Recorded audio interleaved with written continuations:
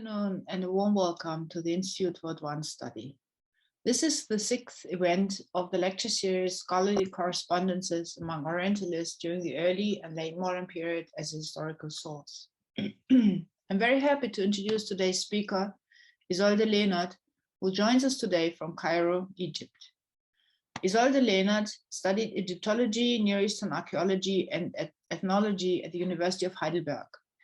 Since 2003, she has been the librarian of the German Archaeological Institute in Cairo, in whose archives the partial scientific estate of Max Meyerhof is kept. These documents, together with the Meyerhof collection in private ownership, form the basis for the planned biography Isolde is working on. Noteworthy is also her 2018 monograph on Max Meyerhof and his younger relative Otto, Zur Kur an den Nil, die Ägyptenreise von Max und Otto Meyerhof im Winter 1900-1901, a commented edition of Max Meyerhof's travel diary, as well as her numerous studies on the German Egyptologist Ludwig Keimer. Let me just add some housekeeping rules at this point. We ask that you keep your microphone muted.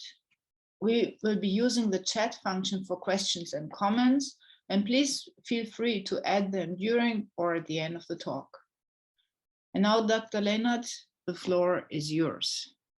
Hello to all of you from Cairo, and thank you for the kind introduction and for the invitation.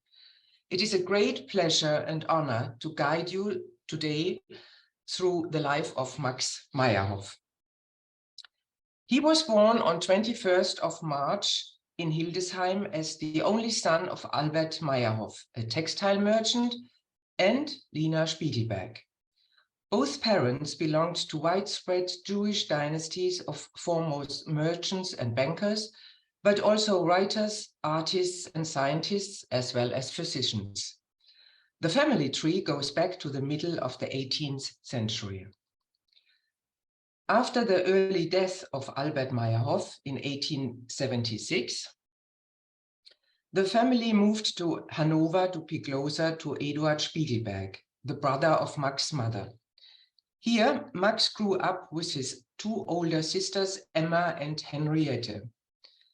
At the age of 6, Max wrote what is probably his earliest letter to his uncle in November 1880, where he tells about a visit to a fair and the wonderful wax figures he had seen there. He further reports that he is now learning Hebrew. So these are the families. I have forgotten. Albert, Lina, und Albert, Lina, and the 3 and 4 children. Emilia has died in the age of 5. So, like his cousin, the later Egyptologist Wilhelm Spiegelberg, Max attended the boys' high school, Lyceum II, in Goethestraße for 9 years. His leaving certificate of March 1892 proved his talent for languages: Greek, French, English, Latin, the latter only insufficient, and in the subject history, he even achieved a very good. But he chose to study medicine, perhaps following a wish of the family. From May 1892 until the end of 1897, he was enrolled at the universities Heidelberg, Freiburg, Berlin, and Strasbourg, receiving his doctorate in 1898. At the same time, he completed his mandatory military service as a so-called 1-year volunteer. His plan for the future was to concentrate further on the new subject of bacteriology in Strasbourg, which was then part of the German Empire. In addition, his cousin Wilhelm Spiegelberg, with whom he had a very close brotherly friendship, had been teaching Egyptology there since 1894. However, he had to return to Berlin in the spring of 1898 to support his sister Emma Paksha, who had just lost her husband. Since no position as a bacteriologist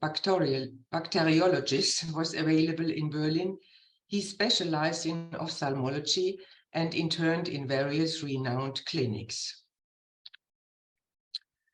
Shortly afterwards, it was again a request from the family that fundamentally changed Max's life.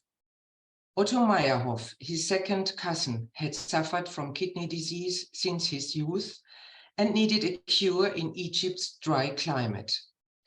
Max, who had similar problems, if not as serious, agreed to accompany him without hesitation.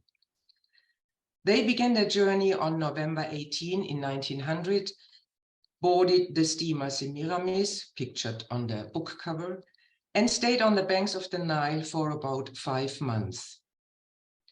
Max wrote an entertaining diary that not only documented their excursions. It shows that he perceived the country from Alexandria to Aswan as the land of the blind, a term that had already been coined by a French doctor in the 1730s and still proved to be valid. Deeply impressed and eager to help, Meyerhof returned in October 1903 to settle down in Cairo as an ophthalmologist. He took over the practice of a German physician and started to learn Arabic and other languages in order to be able to communicate directly with his patients. Most of them suffered from trachoma in all stages, the main Egyptian eye disease, which uncured finally leads to blindness. His newly developed special therapy helped in many, but not in all cases. Very soon, Meyerhof's practice flourished and he was recommended in Baedeker's guidebook.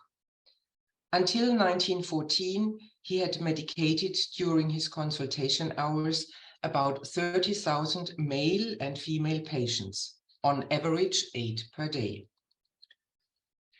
These were members of the German or other European communities and Egyptians of all classes, Muslims as well as Copts, including leading sheikhs of the Al-Azhar Mosque, as well as the Coptic Pope. The poor were treated free of charge. Meyerhof became a member and in 1908, even president of the Egyptian Ophthalmological Society, just founded in 1902. From the beginning, he participated in an international network of colleagues of different disciplines. Engaged in the reform of the Egyptian healthcare system, he fought against prevalent superstition, charlatanism, as well as the abundant fatalistic indifference of affected people. Furthermore, he discussed in several academic journals the Egyptian Public Health Service by way of a series of so-called letters from Cairo, Brief aus Cairo. On the left, you see the manuscript of such a letter dating 1913, and as well as the off-print we have in our archive.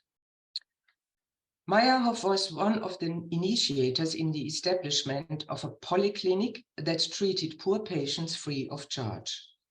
The so-called Abbas Hospital was planned in 1907 and realized in 1910 with financial support from the Khedive and the Waqf, the Ministry for Religious Endowment in Islamic law. The building, as you can see, still exists today. Another project was the publication of the Medical Journal of Egypt, La Revue Médicale d'Égypte, which, however, had to be ceased already with the second volume in the spring of 1914. The reason was the growing xenophobia in Egypt. In addition to his medical work, Meyerhof also played a leading role within the German community, not only in his spare time. As chairman of the Deutscher Verein, German Association, from 1911 to 1913, he organized events such as the annual celebration of the German Emperor's birthday, and he gave lectures at the German school. Presumably, he was awarded the Royal Order of the Crown, 4th class, of the Prussian monarchy for these services.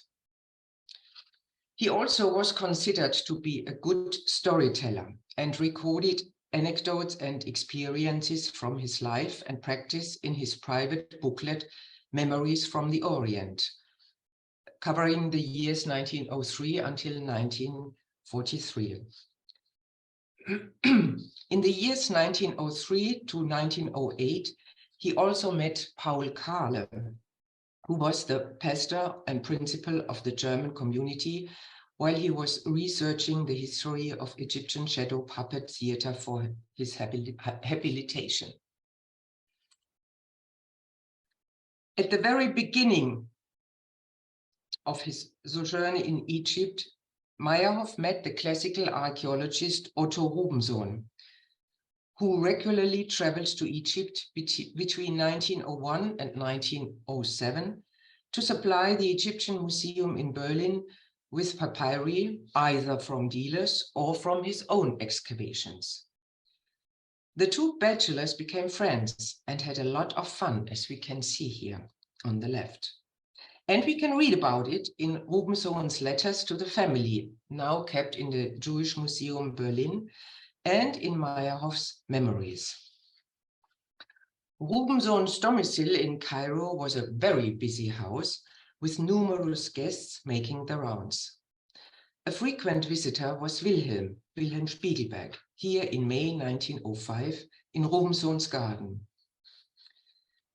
Meyerhof's contact with his friend Ben Ruby, as he was nicknamed, was never to break off, nor was the one with Ludwig and Mimi Borchardt.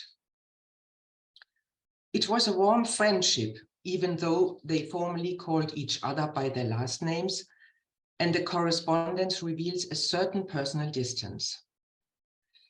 Ludwig Borchardt was, after all, 11 years older than Meyerhof, and from 1907, director of the Imperial German Institute for Egyptian Archaeology, the predecessor of the German Archaeological Institute today.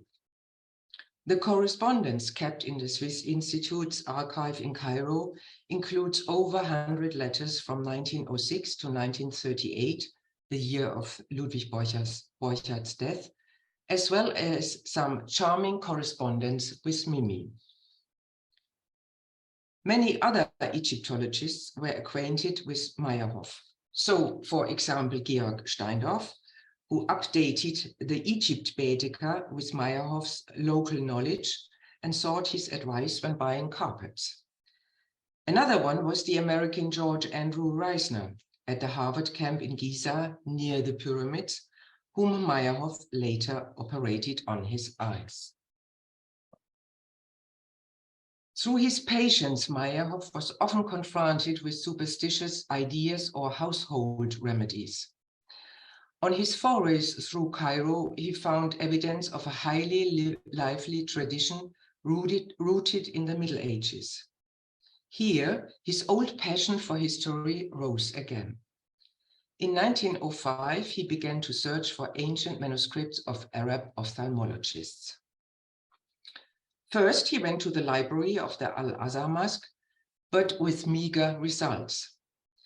He had more luck in the Viceroy's or Khedivial library, where he was able to track down a total of 18 titles.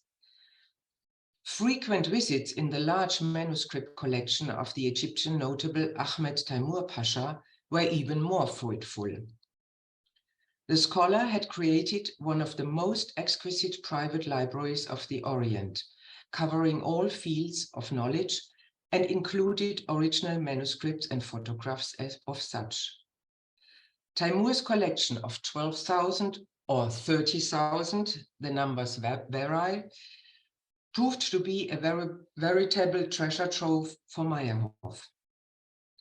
His first translations of selected manuscripts appeared from 1900 onwards.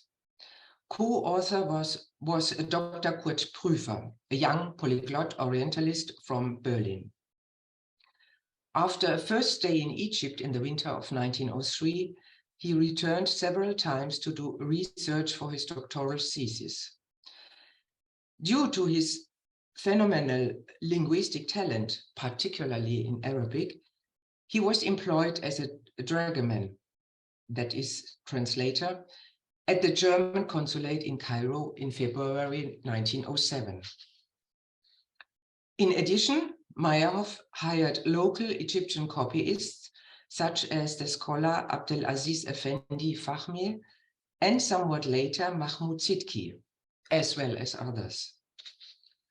In a letter, Meyerhof emphasized that he was very keen, quote, to give the dying art of copyists who can read the most difficult manuscripts correctly still something to earn. And if this was not possible, photos were made instead. Meyerhof had learned colloquial Arabic after his arrival. Classical Arabic was taught to him by the Orientalist Enno Littmann, one of the best experts in this field. Since 1906, he held the professorship for Semitic studies in Strasbourg and was also well acquainted with Wilhelm Spiegelberg. Presumably, Littmann already knew Meyerhof when he traveled to Cairo in 1910. At this time, Littmann accepted an invitation from Prince Ahmed Fuad to lecture at the new Université Égyptienne in Cairo. It had been inaugurated in December 1908 as the first private university in the country, the prince being its first director.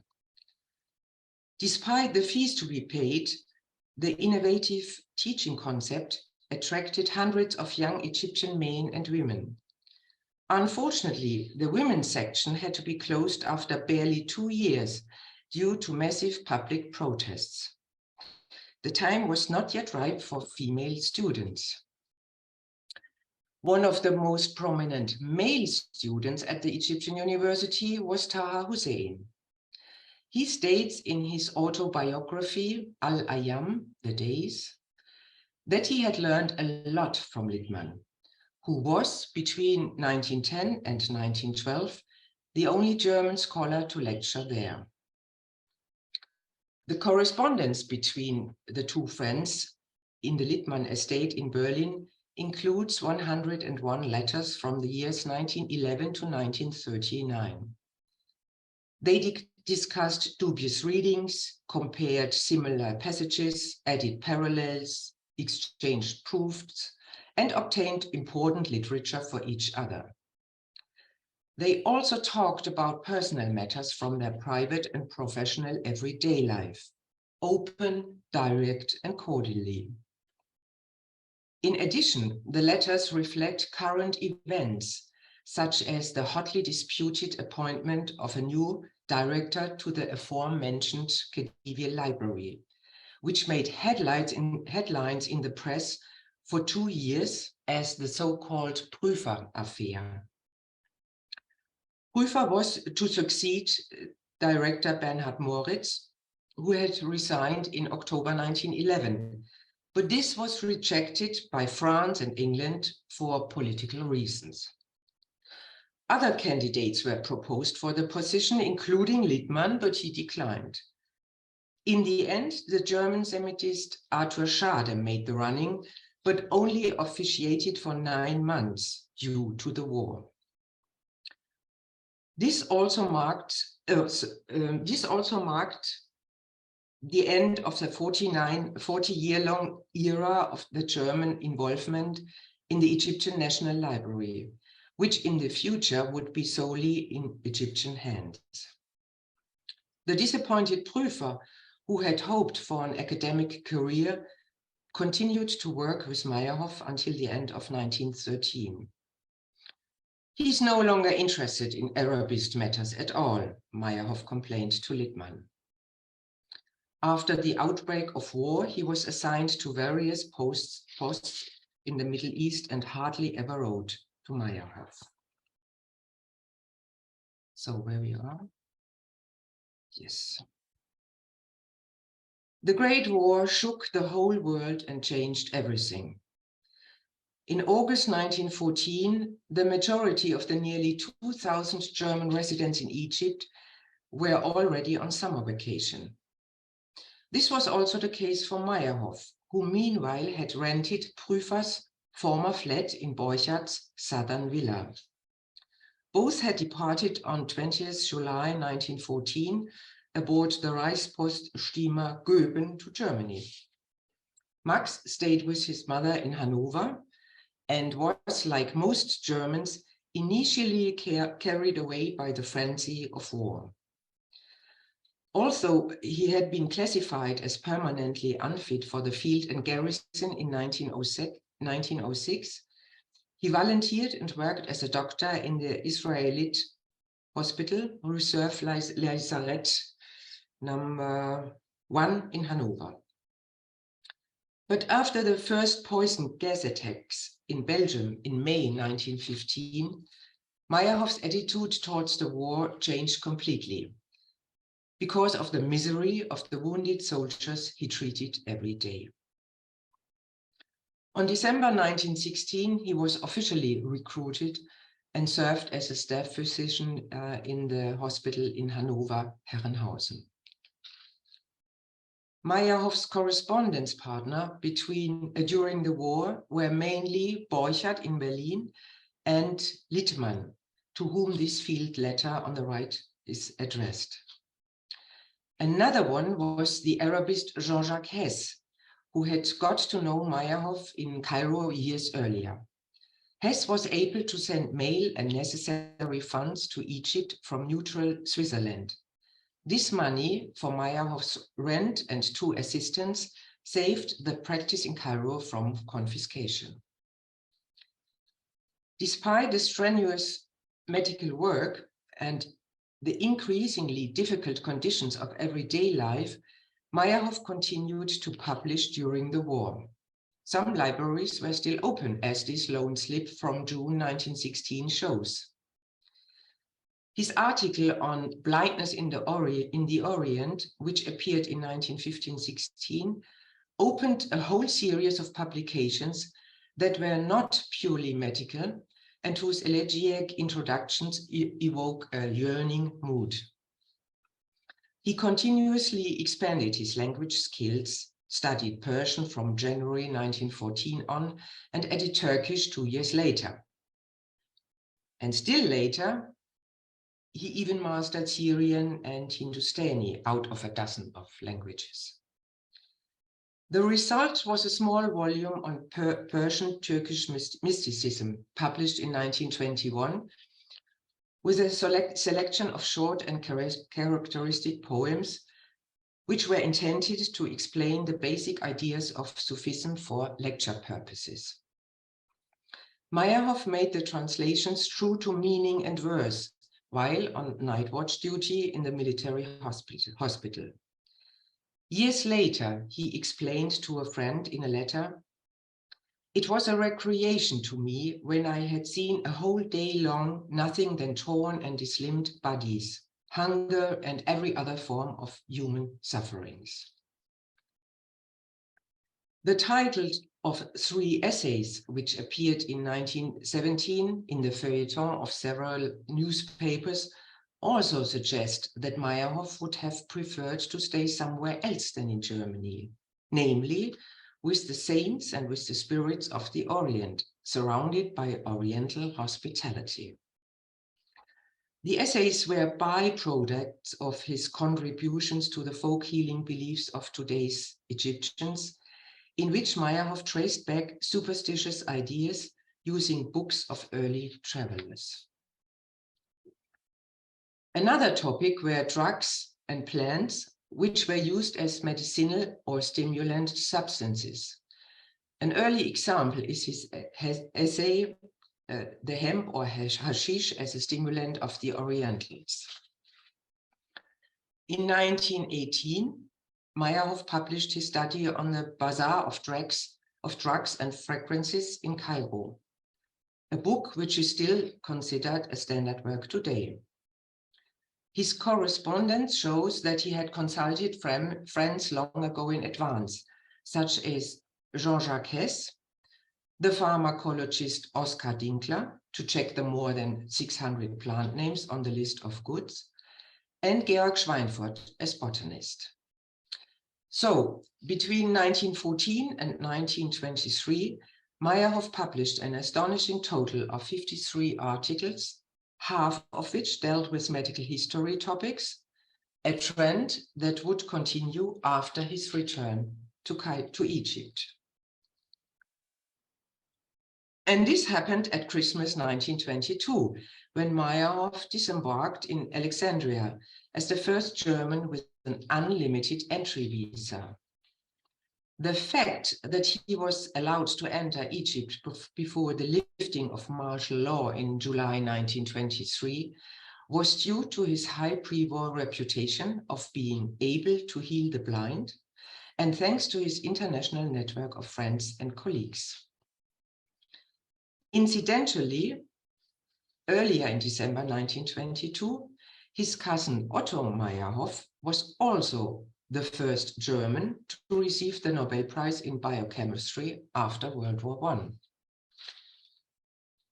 In Egypt, much had changed in these long years of absence. The revolution of 1919 was followed by the British unilateral Declaration of Independence in 1922, and Egypt was now ruled by King Fuad I. Meyerhof's practice was almost completely preserved. Also, his library was intact, about 1,500 volumes, including lexica of Oriental languages. So he was able to open his practice again, albeit in a different location as the city center had shifted more to the west. Immediately, Meyerhof became the contact point for German compatriots.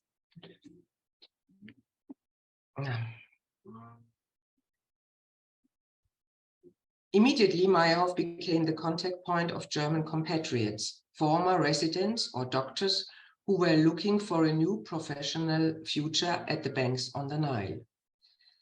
They flooded him with begging letters and questions of any kind. However, Meyerhof was not able to give them much hope. For the year 1923, the Egyptian government almanac listed only 157 resident Germans, whose number increased to an estimated 400 by 1926. So that was only a very small fraction compared to the 2,000 residents before the war. In June and July 1924, Meyerhof traveled to Heidelberg to undergo an operation. He took the opportunity to meet old acquaintances. For example, Karl Scheu, a German historian of mathematics specialized in Arabian mathematics and astronomy, and Gotthelf Bergstresser, philologist in Semitic languages. A newly established contact was Julius Ruska, who had studied ancient Oriental languages, natural sciences, and mathematics. He had recently become the head of the Institute for the History of Science, funded by the Josephine and Eduard von Brodheim Foundation for Science and Art. Meyerhof met the initiators of this institution, the internationally renowned crystallographer Victor Goldschmidt and his wife Leontine. He noted that he saw wonderful Islamic manuscripts in their collection. With an interdisciplinary approach, the foundation attempted to build bridges between the natural sciences and the humanities. Until the end of the 1920s, it financed 13 institutes in Heidelberg's old town. Meyerhof donated some copies of Arabic manuscripts from Cairo to Ruska's institute, treasures which he had tracked down and copied in a hitherto inaccessible private library of an Egyptian pasha. The photographs included 55 treatises from the 70 books of Jabir, commented by Ruska as, quote, a revolution in the entire history of Arabic alchemy, 3 exclamation marks, and as well as a manuscript of the Book of Poisons. Also really something very special. Ruska took the material to Berlin, where he directed the newly founded Research Institute for the History of Natural Sciences, which was integrated into the larger Institute for the History of Medicine and Natural Science in 1931. His assistant until 1933 was his former student Paul Kraus, a Jewish Arabist whom we will meet later again. Meyerhof visited both of them in the early 1930s and exchanged some letters. But we are still in the 1920s when Meyerhof in Cairo did his utmost to help German Oriental studies get back on its feet again. For example, he regularly supplied Littmann with books and magazines from Cairo, or he acquired Turkish Bulak prints for the Turkologist Franz Babiner. He also activated his French connections in Cairo, including the Arabist and Semitist Noël Aimé Géron, then attaché at the French legation, and Louis Saint-Paul Girard, longtime collaborator and later librarian of the Institut Français d'Archéologie Orientale. Meyerhof's good acquaintance, Italian Orientalist Eugenio Griffini, also complained about, quotation, the keeping away of German Arabists in Egypt.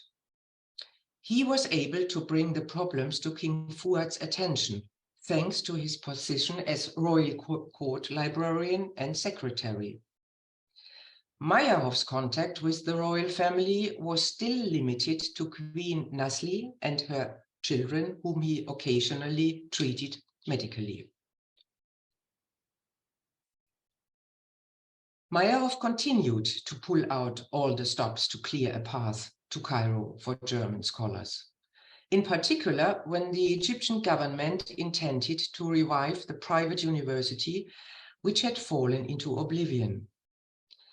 The designated director was the Egyptian politician and scholar Ahmed Lutfi al-Said, who called in Meyerhof as an advisor for selecting qualified instructors.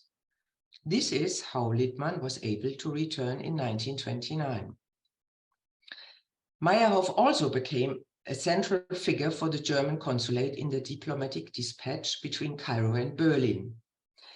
He played such a predominant role that the foreign ministry in Berlin became extremely irritated and requested an explanation. Who is this Meyerhof? Due to Max's efforts, at least a few German and European professors were able to teach at the Egyptian University, later called Cairo University. During that time, it was located in Al-Safaran Palace, moving later on to the newly built Giza campus, where it is still today. In August 1928, Meyerhof was awarded an honorary doctorate from the University of Bonn. The dedication on the certificate reads, "To the distinguished ophthalmologist Max Meyerhof in Cairo, the highly deserving researcher of medicine and natural sciences among the Arabs, the tireless promoter of scientific work." 3 scholars had submitted the application. Paul Kahle, meanwhile the head of the Oriental Seminar since 1923, Egyptologist Alfred Wiedemann, and geologist Hans Kloos. In their reasoning, they emphasized Meyerhof's services to colleagues, whom he provided with photographs of previously unknown manuscripts and with informations of all kind. But the strongest argument was his research in the history of medicine, which expanded more and more into other fields of natural science and even philosophy. His textual material illuminates the transition of ancient sciences via Hellenism to Islam, as well as the mutual influence between Oriental and Occidental sciences and medicine. Meyerhof felt very honored when he heard about it. However, he was not present at the award ceremony on occasion of the 5th German Orientalist Day in Bonn. He simply had not known, and nobody had invited him. He had a thank you card printed for the many, many letters with congratulations, of which about 50 have been preserved. The international press, by the way, was somewhat confused and sometimes noted as universities the one of Cologne or Berlin, instead the one of Bonn. In the same year, Meyerhof's friend Ludwig Borchardt retired, and his institute became a department of the German Archaeological Institute. In summer 1929, Meyerhof was nominated as a member of the Institute's commission, and in August the next year, a corresponding member. The Institute profited from Meyerhof's Oriental knowledge. He acquired Arabic titles and catalogued them, as we know from our Institute's files. Likewise important for the archaeological activities was Meyerhof's widely spent network, comprising, for example, the Egyptian prince Kamel Youssef or the wealthy family of Dr. Pyriakos.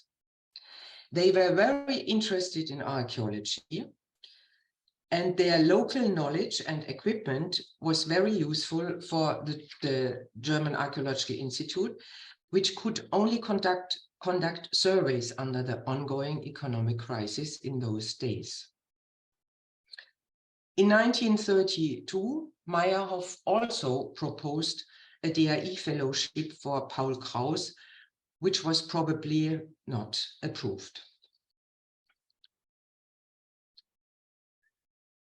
The untimely death of Wilhelm Spiegelberg in December. The untimely death of Wilhelm Spiegelberg in December 1930 changed Meyerhof's life. This was the moment when he finally decided to marry his girlfriend Elise Henning in August 1931 in Berlin. They knew each other since the early 1920s and kept their liaison alive through about 250 cards and letters written by Max to his beloved heart, or most dearest Lieschen, in the years 1921 to 1937. It took 2 more years before Elise was able to leave Nazi Germany and come to Cairo. Because of the tightened exit regulations in Germany, Max picked her up in Basel on the Swiss side of the train station on 2nd September 1933. In autumn 1930, Meyerhof had moved in a larger apartment in Sharia Fuad El Aul, which had more space for visitors. It was used, for example, by the Orientalist Josef Schacht, who lectured since 1930 as visiting professor at the Cairo University. From then on, the 2 scholars worked side by side on translations, often in Meyerhof's apartment, as can be read in Max's letters to Elise. Another friend of Meyerhof was the Belgian-born George Sarton. He became a professor at Harvard University in Cambridge and was considered as one of the founders of the history of science as an independent field. From 1922 on, he exchanged about 130 letters with Meyerhof in 4 different languages: German, English, French, and Arabic. They are all kept in the Horton Library in Harvard. Soon becoming friends, Sarton visited Meyerhof for a week or 2 in Cairo in November 1931. Max had organized the stay and wrote shortly before Sarton's arrival, quote, "My dear friend, I am very happy to know that you will be here very soon. I shall be at the Cairo station on Saturday, 6:25 p.m., supposing you will leave Alexandria by the 3 o'clock train. I am tall, 1.80 meters, stout and bald, so no beauty, and I am wearing a clear gray hat, and will call your name from one end of the train to the other, beginning by the first carriage. My servant will be with me. In the case we should miss each other, I return home immediately where another servant is waiting for you. But alhamdulillah, everything went well. In the 1930s, Meyerhof reached the peak of his career, became a member of several international societies, and received honors. In 1932, King Fuad awarded him with the Order of the Nile, 3rd class, out of 5 classes, meaning commander. It was given to him for exceptional services to the nation. Meyerhof felt highly honored and proud. In December 1933, followed a 2-hour audience with the king in the Kube Palace, which we see on the right. In the meantime, Nazi ideology had reached Egypt.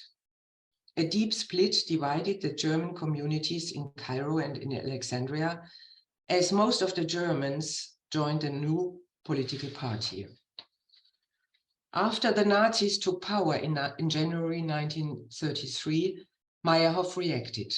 As mentioned already, he organized Elise's move to Cairo as quickly as possible.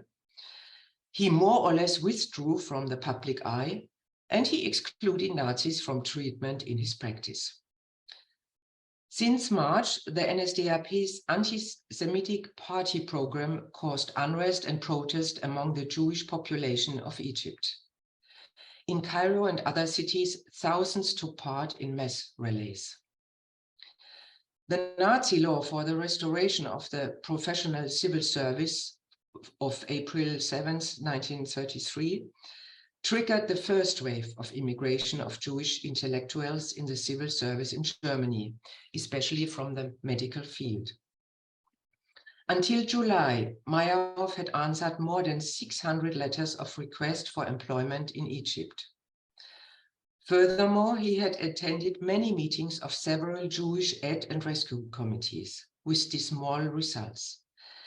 The Egyptian government continued to refuse to allow German doctors to settle in Egypt. There were to be thousands of letters until the 1940s. In 1934, the process of Gleichschaltung had long since begun in almost all institutions of the German Reich. The DRI also followed the Führer principle and pursued the exclusion of its Jewish members. The last ones to be stripped of their membership were Meyerhof, Borchert, and Steindorf in May 1934. So Meyerhof never wanted to go to Germany again.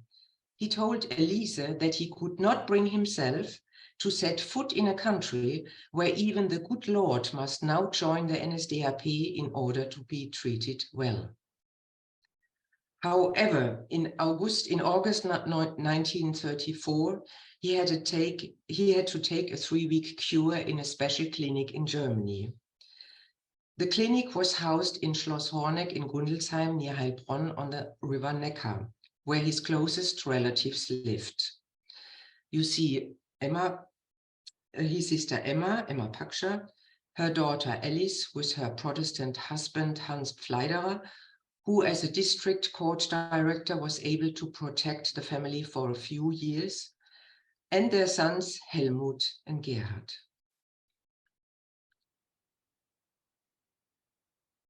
In 1935, the 80th anniversary of the birth of Moses Maimonides was celebrated in Cairo.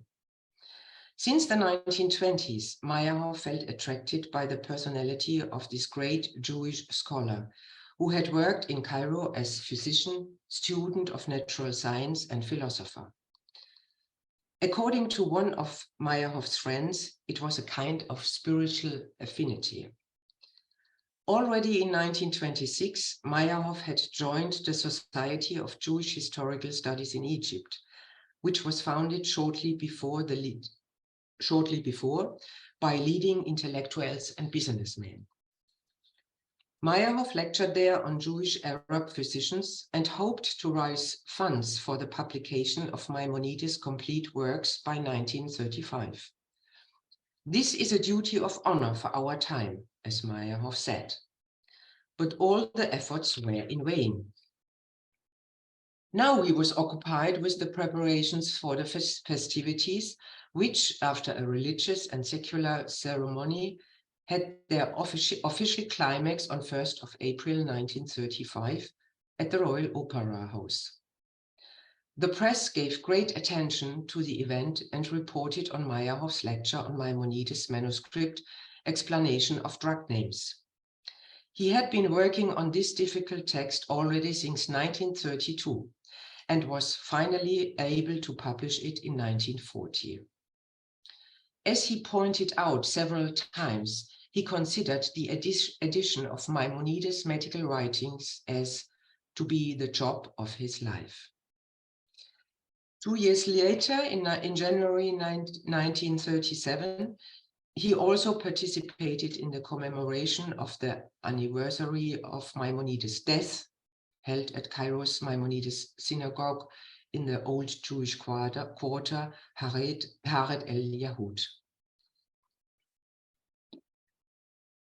Meyerhof had renounced his German imperial citizenship and had applied for the Egyptian one successfully. In March 1936, he received his provisional passport, 1 year later, the official one. On his 62nd birthday, on 21st March 1936, Max traveled with Elise to Palestine.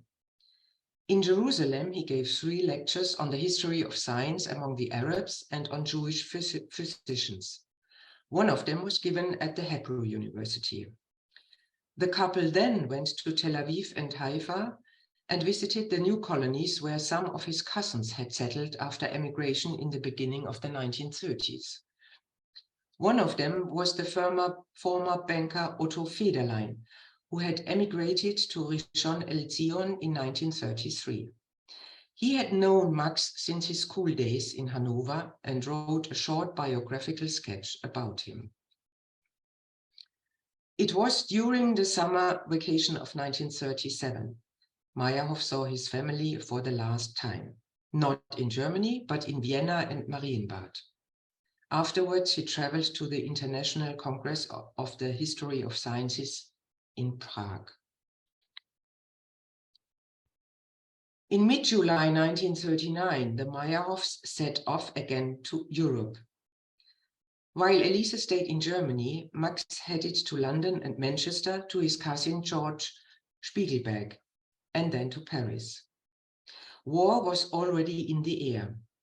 The radio reported the declaration of war on their return trip in stormy weather on a completely crowded steamer. After their safe arrival on 4th of September in Alexandria, Meyerhof began to write his war diary. It is a unique document that portrays the war years in Cairo from the perspective of a free, non-interned German with Jewish roots. It was also intended for his family, as postal traffic was interrupted more and more. Many of his relatives became victims of the Holocaust. Some were able to escape in time, like Otto Meyerhof and his family, who reached the USA via detours. His own family was somewhat protected by the position of Hans Pfleiderer, who was able to postpone Emma's impending deportation to Theresienstadt until April 1943. She died 2 days before that. Hans passed away in January 1944, probably of natural causes. His wife Alice was to be deported in February 1945, but her neighbor Karl Feierabend hid her in his cellar until the end of the war, and she survived. The 2 sons, who had to do forced labor in a mine, were liberated by the Americans. In Heilbronn, there are 2 Stolpersteine, memorial plaques set into the street floor for Emma and Alice. Meanwhile, Meyerhof's health declined steadily.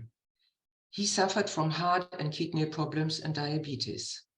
In November 1939, he was taken to the hospital, not getting out before June 1940, and this only for a cure, again in Hildesheim, where he had been with Otto 4 decades earlier. Elise was always at his side.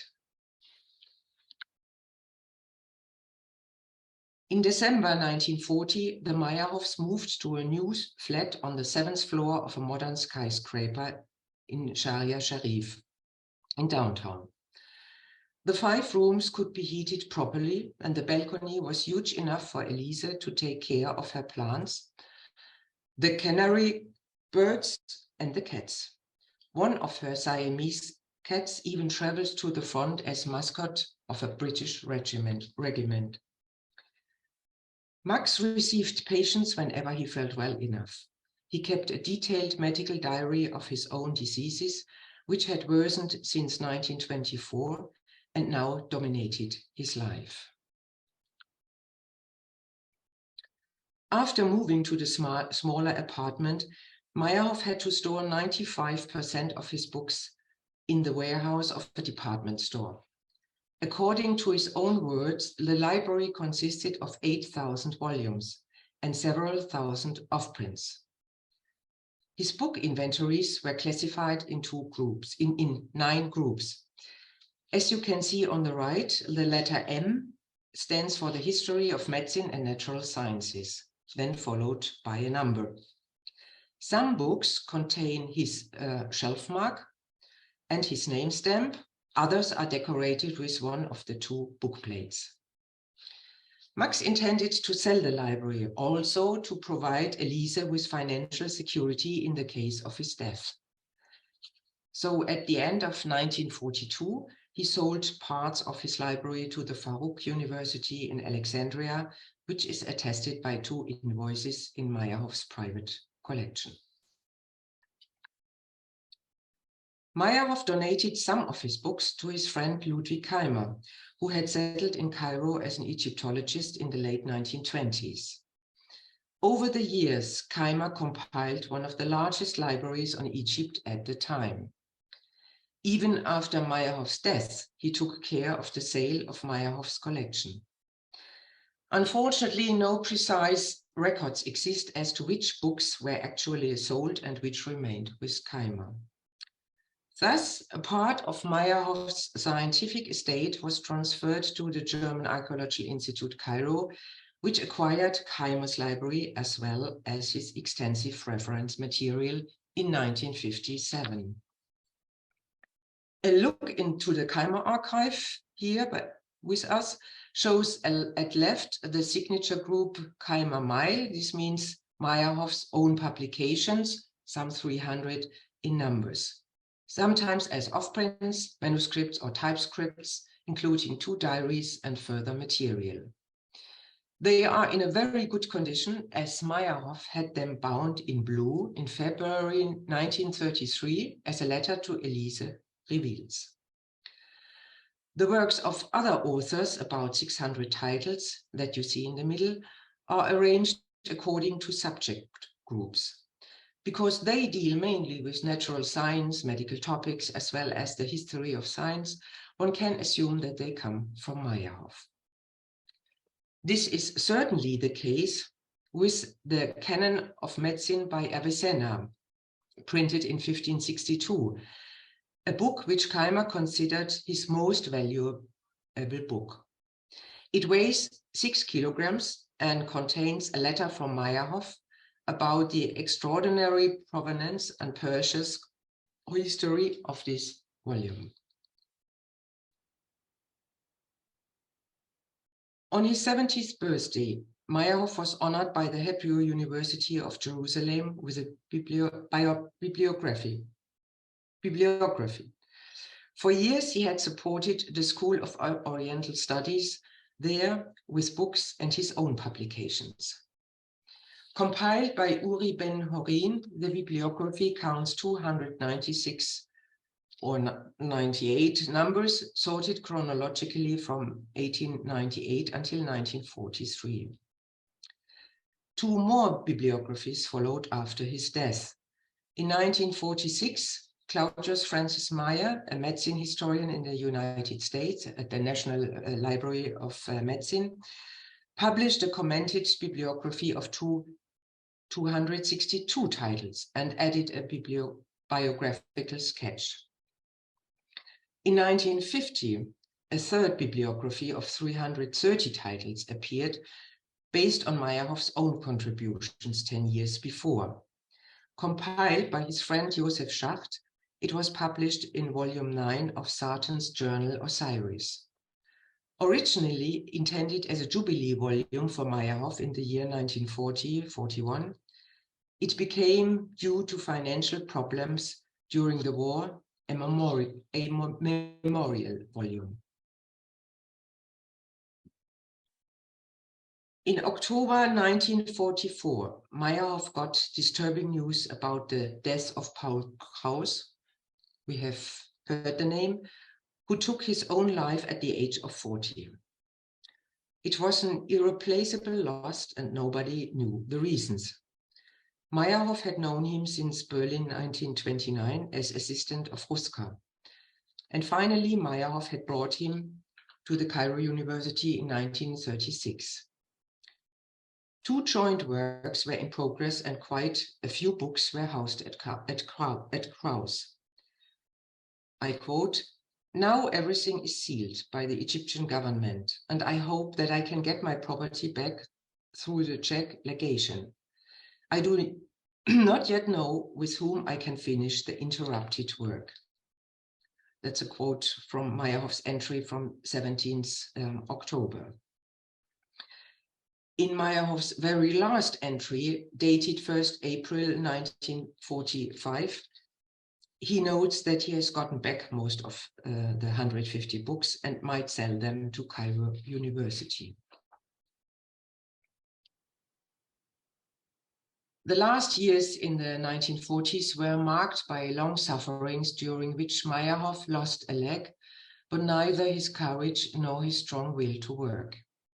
He died on 20th of April 1945, 1 month after his 71st birthday, being sure that the war would end very soon. The funeral service was held in Cairo's Ashkenazi synagogue. Haim Nahum Effendi, the chief rabbi of Cairo, tried to consolate his widow Elise with the words, "Your husband has not disappeared, he's only absent." His tombstone at the Jewish cemetery in Cairo bore the Hebrew inscription, "He gave light to the blind, his wisdom illuminated the seekers." Elise stayed in Cairo until her death in November 1971, keeping a lot of memories, letters, and personal documents. They can shed new light on this exceptional physician and scholar. A man of honor and a mediator between East and West, as his colleague Hugo Picard wrote in his obituary. George Sarton, who could not realize the planned biography of Meyerhof, summarized that his writings will immortalize his name. Today, I will leave the last words to Max himself, who once reminded the audience in the Institut d'Egypte that academic thought knows neither ghetto nor fanaticism. Thank you very much for your attention.